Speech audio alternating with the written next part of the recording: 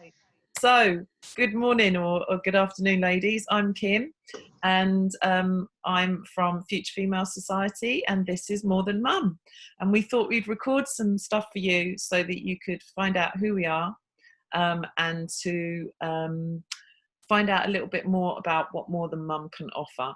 So, we're just going to go around and introduce ourselves. So, like I say, I'm Kim. Hi, nice to meet you. Hi there, I'm Imani. I'm one of the facilitators for More Than Mums. I've been currently working the online Stone Market group, and it's been really great to meet all the mums on there.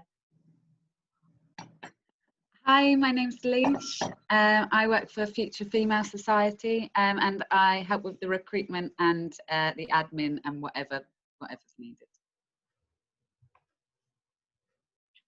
Brilliant, thank you. Right, so we're going to do a couple of sessions. So I wanted to just start on mindset.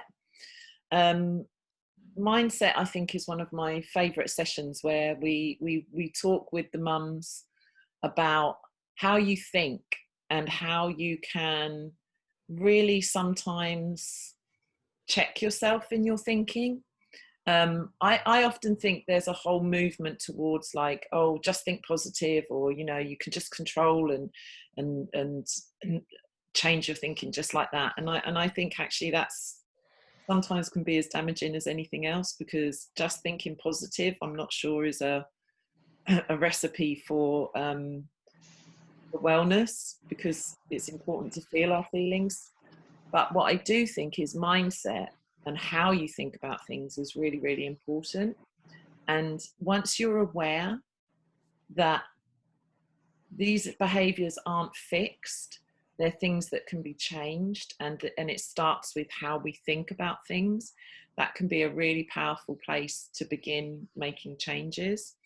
So we're just going to go through a little PowerPoint, which I'll be honest, I absolutely hate PowerPoints. It's not something I do when I'm in the real world, but these are strange times. So I have prepared a PowerPoint, and it will probably take me a little while to work out how to share it with you, but this is all part of the fun. So how do I share on here? Share screen. Share screen. Okay. It's not there right now. Hang on. Okay, so how do you think? Okay, we're going to just go through this and think about different ways in which our thinking can affect our behavior, in actual fact. So my thoughts affect my feelings, which affects my actions. Okay, everything starts with our thoughts. So athletes, you'll hear them talk about this, I visualize that I'm going to win the race, I visualize that I'm going to get to the top of the mountain, and that's what helps propel them forward. So our thoughts are what start everything. And so therefore, if we're having not just negative, but if we're stuck in a certain pattern of thinking, then that will affect our behavior. Okay, so we're just going to have a look at a few things. So the first one is hopeless thinking.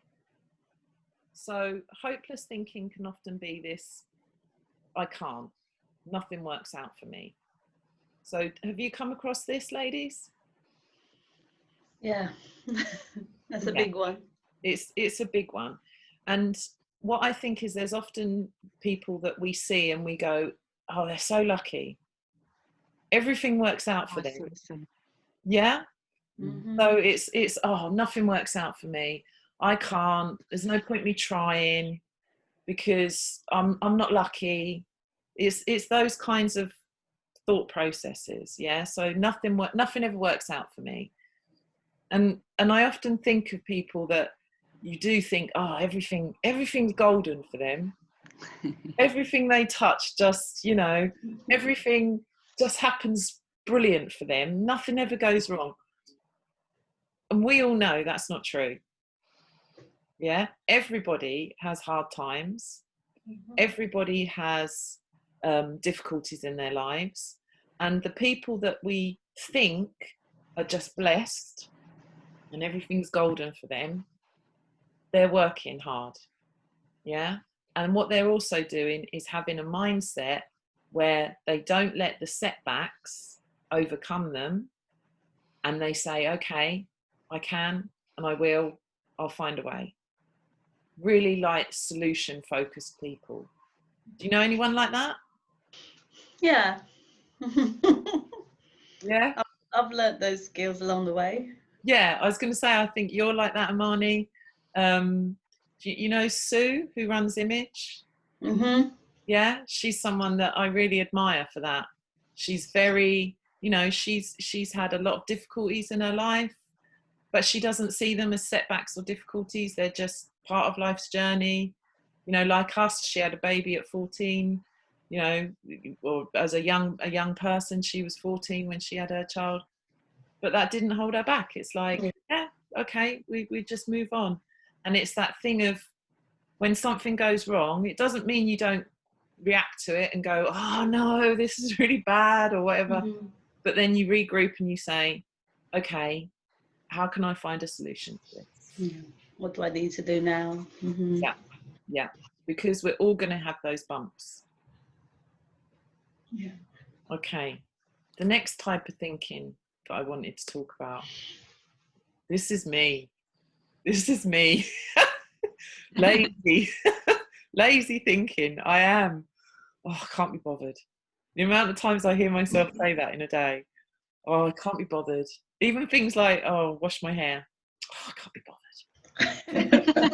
I'll just put some dry shampoo on. Got to do some yoga. Oh, I can't be bothered. Go for that walk. Oh, I can't be bothered. And it's a real difficult one to overcome. So when we get into that mindset, it's that idea of I will make the effort. Mm-hmm. Or as we like to say, is JFDI. Just do it. You can work out the F yourself later. Yeah. Do you have lazy thinking, or do you have days, or I don't think you do, Imani, because you're emailing me at 7 a.m. sometimes, and I'm like, I can speak for this one. Go on, Leash, go on. It's my time to shine. Yeah, definitely. Yeah, and I think sometimes you think like you try to skip corners of things instead of doing, and actually. Yeah, that's more me. I might take a shortcut, not go through the full process. So it's the same thing. Yeah, I'm all of that. I'm shortcut girl. And if I can do something like have a nap instead, yeah, definitely. Yeah, So, I love sleeping. I blame my dog for so much of it. Like if she's on my if she's on my lap, I think, wow, she's asleep, and they do say, "Don't wake a sleeping puppy." well, this is true. Yeah, that's I need to get. So she's not sleeping all day. No, but I just wait until she comes back.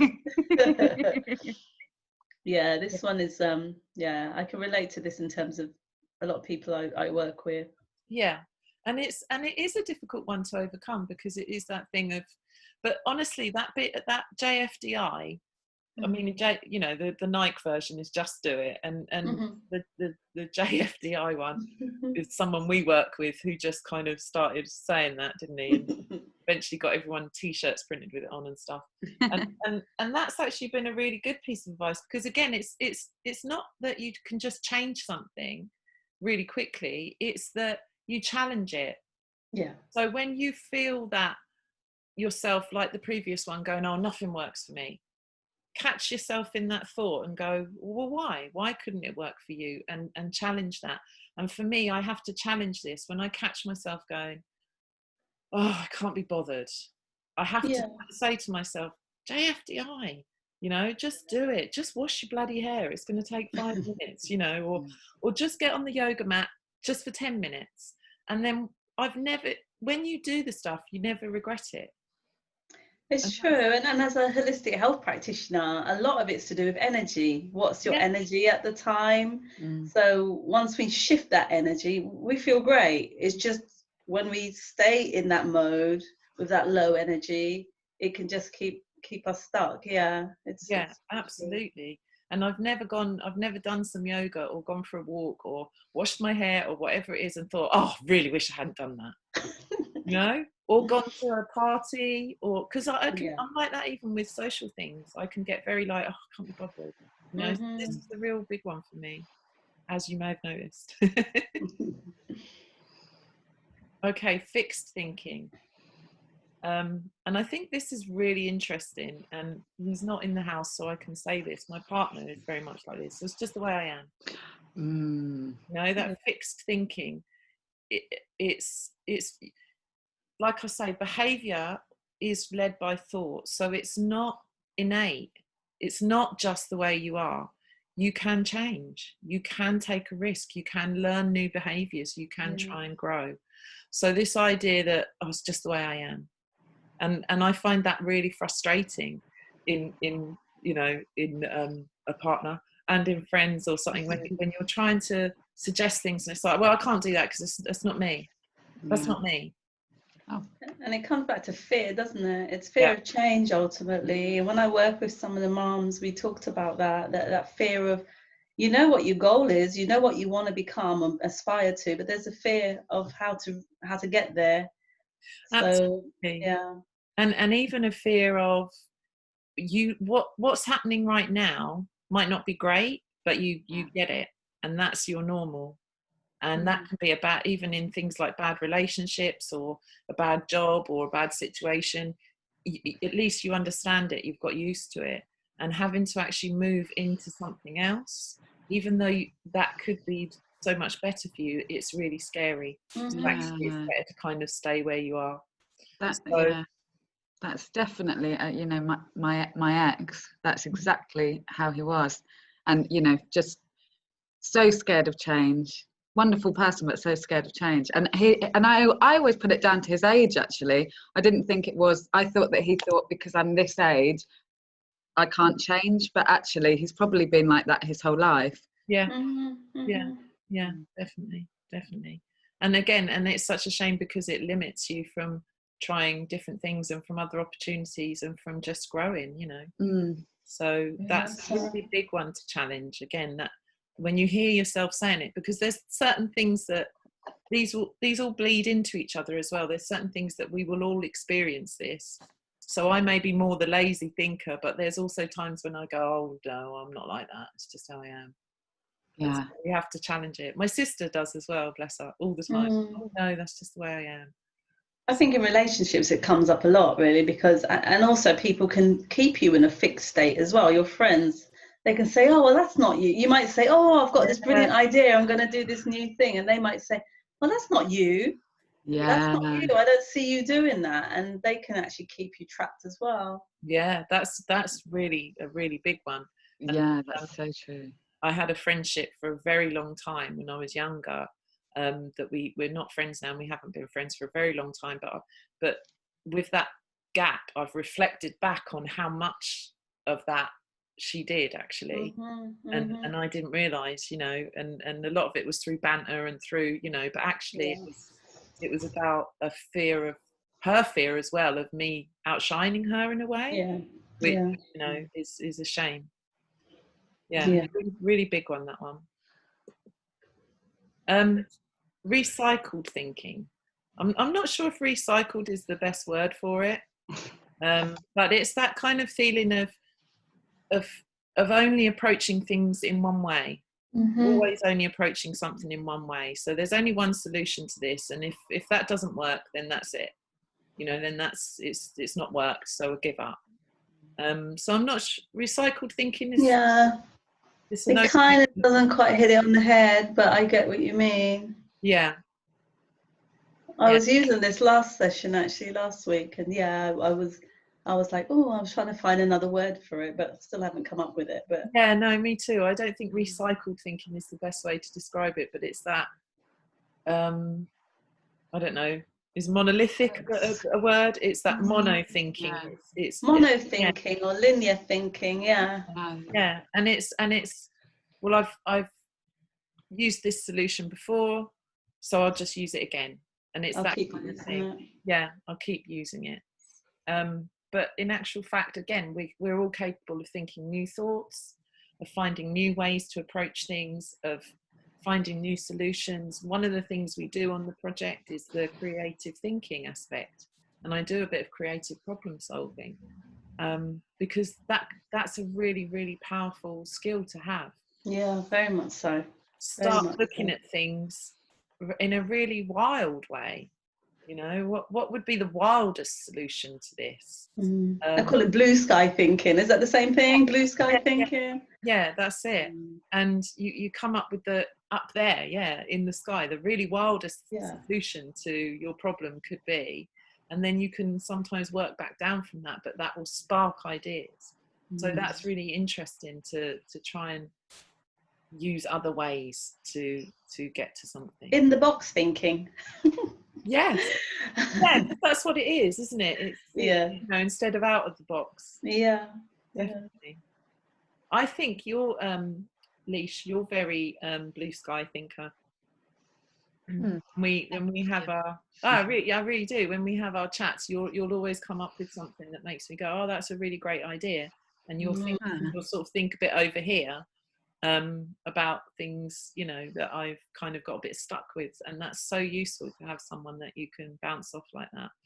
And that's what I love about the more the mums, because the mums themselves help each other to think outside the box, which is great. I had a great example of that a couple of weeks ago, you know, where someone was just like, oh yeah, but you can do it this way and you can do it that way, and you know, and that really opened the way for the person, you know. Yeah, absolutely. Oh, that's great.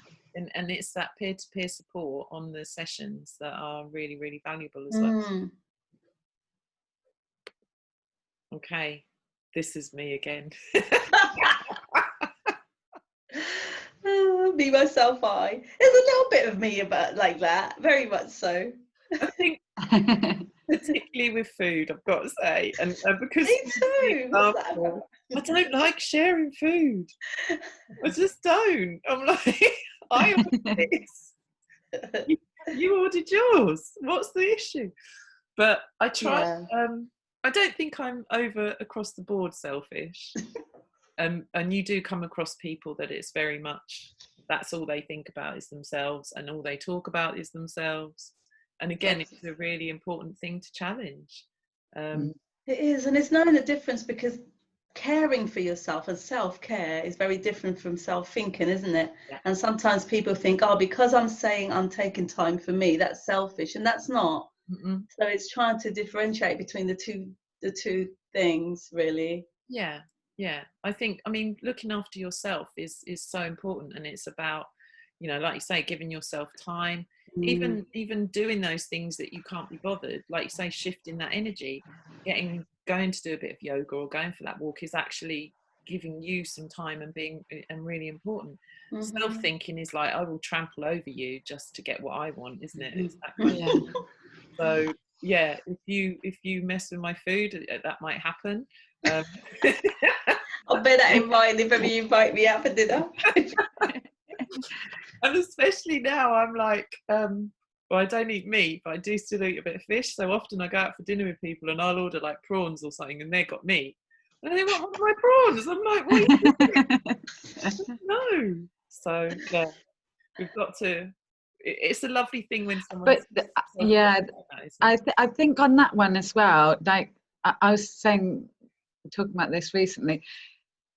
You've got to be careful with doing too much of either, because if you go too much, let's all it. Because I've had in the past people that absolutely mistake kindness for weakness. Yeah, that it's just trying to get that balance between like, because I can actually be way too much. Let's all eat, and then find myself absolutely like all of my. You've got nothing on your plate. I've got nothing. It's not even the crumb is on your plate. Yeah. I'm a little bit like that. I've learned to be a bit more balanced about it, because I used to just give. you know, giving the family, giving the community, and then come home really depleted. And it leads to all kind of health problems, you know. So yeah, that balance. That's very true. Definitely, it's not all about putting that out there. You've got to, like you say, find that balance, look after yourself, and having a line where, you know, people can't cross that line. So it's an important one. But yeah.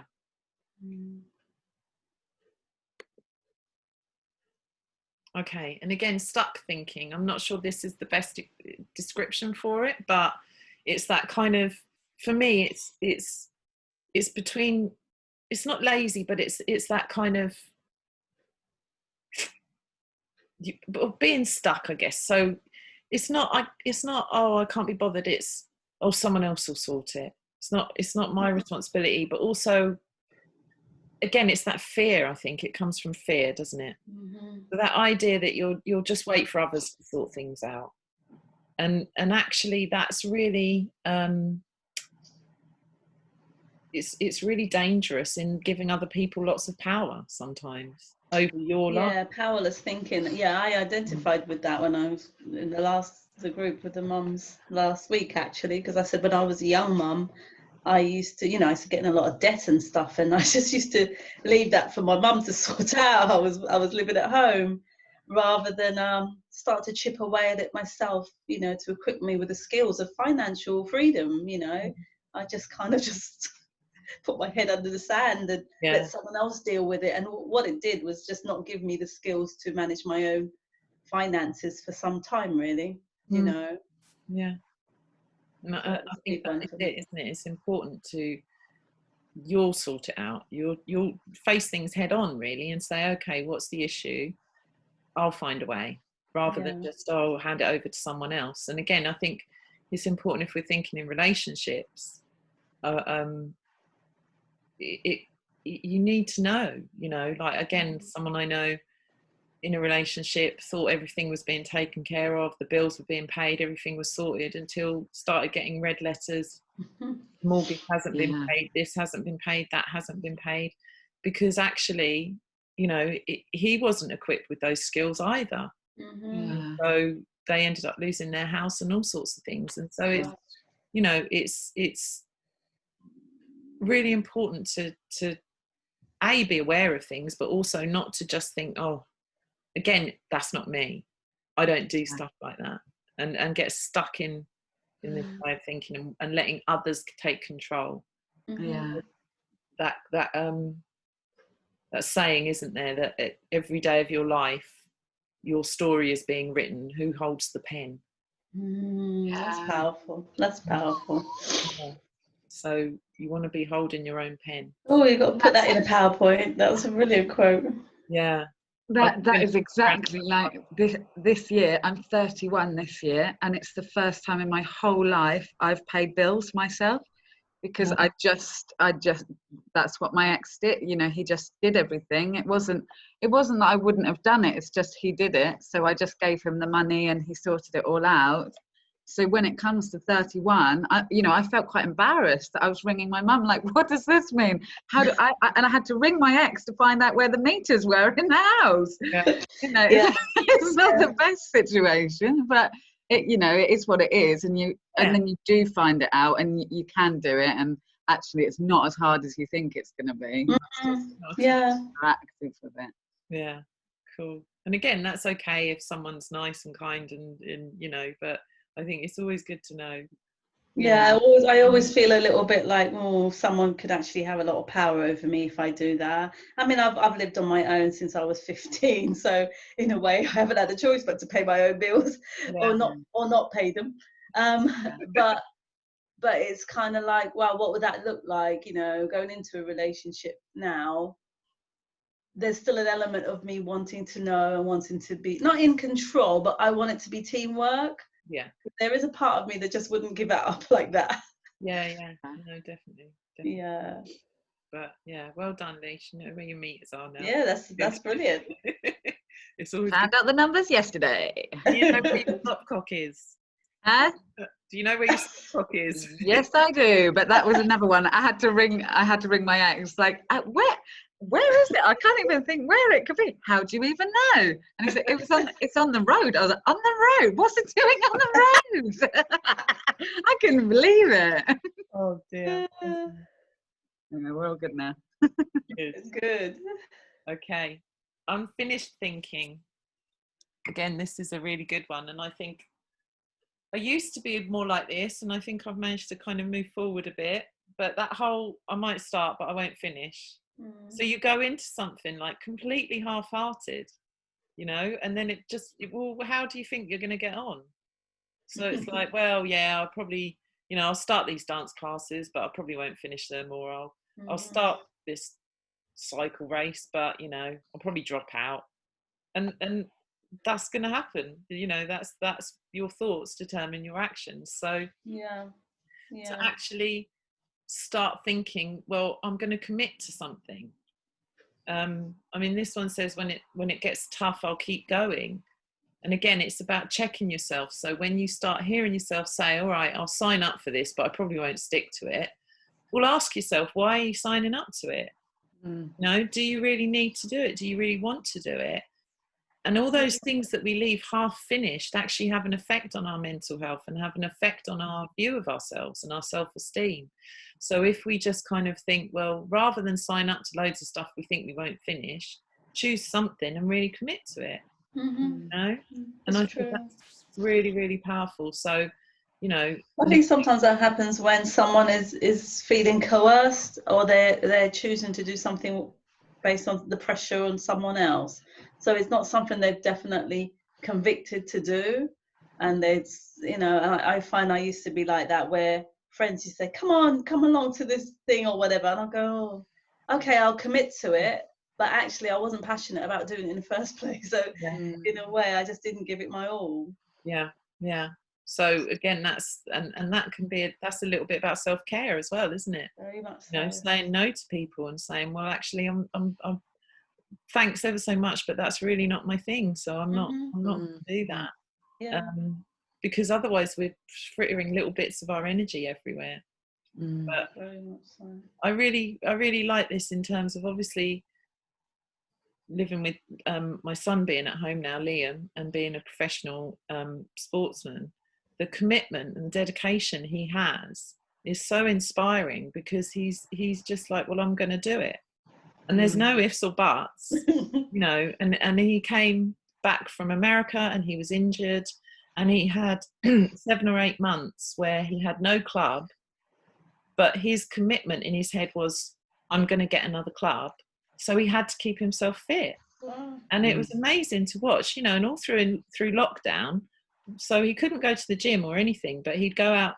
His goal was a 10K run every Friday, and he'd be in the garden, and he'd be doing his, runs and everything. And that's what inspired me, because it's like you see someone being committed like that, and you start thinking that really has benefits, So it's really powerful to see that. And I've tried to change my mindset on that, and really think about, okay, I can do it.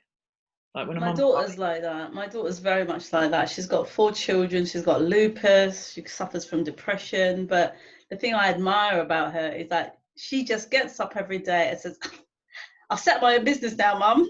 Yeah. By the way, I've got my boutique up and running now. I plan to save to go home to the Caribbean next year. And then she says, I've done it.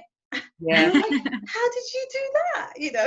Yeah. And that's quite incredible. So it does inspire me to just keep going. I think it's important to have a reason why you're doing all of the things that I really am passionate about, and there's usually a reason that I'm doing it that will keep pushing me. And it's finding that thing, I think, to push you, whether it's for your children or whether it's for your parents, whether it's, do you know what I mean? Yeah, definitely find the motivation in it. Yeah, it's great. Yeah. So next time I go on my bike, I'll stop moaning. I'm like a little baby. Oh, it's cold. And I'm going to do it. Keep doing it. Okay. So we've kind of been doing this, obviously, as we've gone along, about the mindsets that we identify with. And it's clear that everybody has these mindsets that, you know, we go in and out of as well, and sometimes we might feel stronger than we do at other times. But for me, it's you're not going to change things overnight, but it's that thing of just being aware. Once you're aware, it's a mindset. Once you're aware, it's a thought pattern. You can just challenge it. You can just catch yourself and say, what do the Irish say? Catch yourself on. Catch yourself on. And say to yourself, is this just a way of thinking? Can I challenge that? And can I change that? And then once you start doing that, I think you can really see results in your behaviour. And the other thing I sort of always talk about with the mums, I haven't put into a PowerPoint, is this idea of negative and positive thinking. And I think, Imani, I know you talked a little bit about the negative self-talk and the inner critic. That inner critic, yeah. And that, again, if you can challenge that, if you can externalize it. So, you know, sometimes the way we talk to ourselves and the things we say to ourselves, the one for me that really made me stop doing that was when I read a book and they said, if it was a friend talking to you the way you talk to yourself, you wouldn't put up with it. You'd probably punch it in the face. You would just not have it. And that really stopped me in my tracks. And I think if you can externalize that critic, and when you catch yourself saying those horrible things to yourself, go, hang on a minute, no, you're not coming in today. I'm not having it. And kind of almost imagine them as a person or as an external being, that becomes something that you can then challenge. And I have to say, that's something I really don't do anymore. And it's so freeing. That's really good. Yeah, it really, really has helped with, you know, just processing things, forgiving myself for things that I held myself guilty for or whatever. But, you know, it's very rare. I'll have the odd day, you know, when you've got a bit of PMT or whatever, where you go, oh, I look so fat. Oh, I look so ugly. Or when you're on Zoom and you think, oh my God, look at that. But, you know, I don't do that whole sitting there really. And it's brilliant. It's very freeing. So, yeah. So thank you, ladies. Thank you. That's so good. I found that useful. And It's a great reminder. Yeah, absolutely. Definitely. Again, I think for me, when we do these courses, they're very helpful for us as well, aren't they, Imani? Very much so. Very much so. It's a two-way thing. It's a win-win, really. Yeah, definitely. Yeah. Okay. Oh, thank you. Thank you.